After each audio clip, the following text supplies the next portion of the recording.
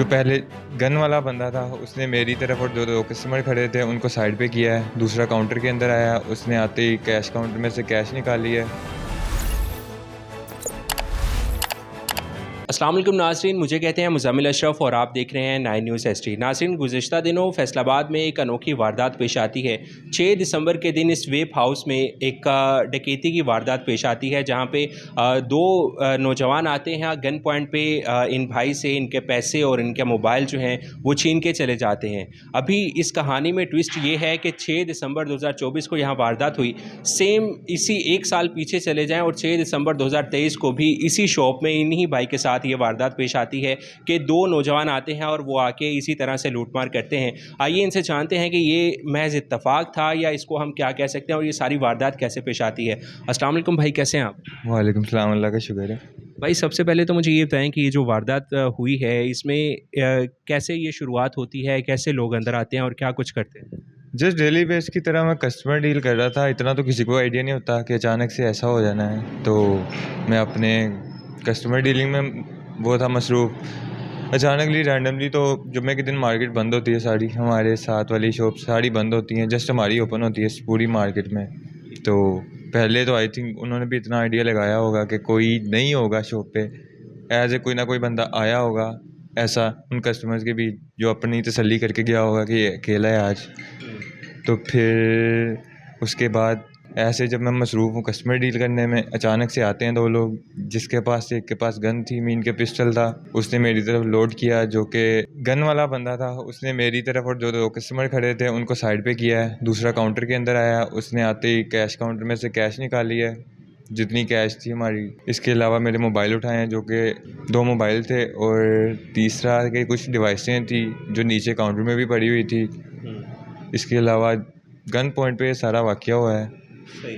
तो मुझे ये बताएं कि जो पैसे लेकर गए हैं उनकी कितनी मालियत थी और जो मोबाइल हैं वो कौन कौन से थे? वो कुछ 3-4 दिन की हमारी सेल थी, क्योंकि भाई आउट ऑफ सिटी थे, इस वजह से हमारे पास ही पड़ी हुई थी सेल। तो वो कुछ 1,70,000 के थे। और मोबाइल जो मेरे पर्सनली यूज़ में थे, एक iPhone 11 था और दूसरा एंड्रॉयड था। अच्छा। तो जो दो कस्टमर यहाँ पे खड़े होते हैं उनको भी निशाना बनाया जाता है इस सारी वारदात में? जी, सबसे पहले तो उन्हीं की तरफ गए थे ना, क्योंकि वो बाहर खड़े थे काउंटर के। उनके पास एक घड़ी थी जस्ट, और कुछ पैसे होंगे, तो वो लिए उनसे बस। सही। तो लास्ट ईयर जब यही इसी शॉप में ये वारदात होती है तब क्या सीन हुआ था?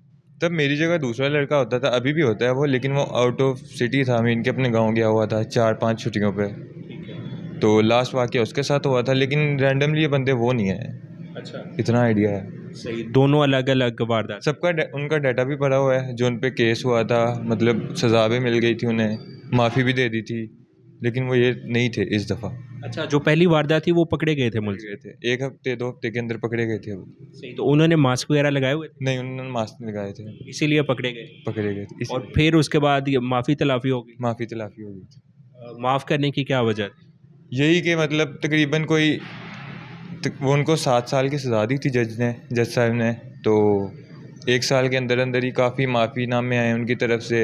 उनके घर वालों ने ये वो कई लोग आके मतलब माफ़ी मांगते थे, इस वजह से करना पड़ा आई थिंक, जो सही। उन्होंने कर दिया था।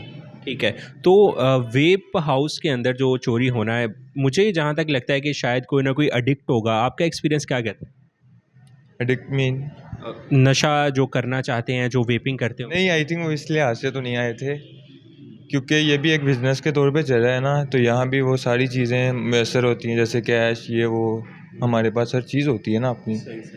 तो वो इसी पॉइंट ऑफ व्यू से आए थे कि कैश लूट रही हैं या कुछ भी। तो जो डिवाइसेस आप बता रहे हैं वो किस चीज़ की थी? वो वेपिंग की डिवाइसें थी, जो लोग ई सिगरेट जानते हैं उनको पता होगा। ठीक है। तो उनकी कितनी मालियत थी?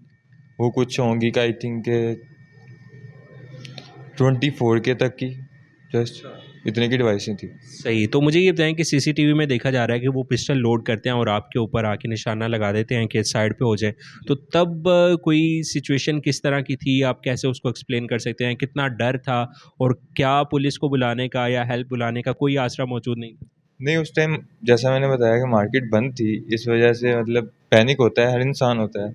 तो फिर मैंने, जैसा हर कोई करता है, चुप रहा, मतलब कोई होशियारी नहीं की, तो बस उस लिहाज से।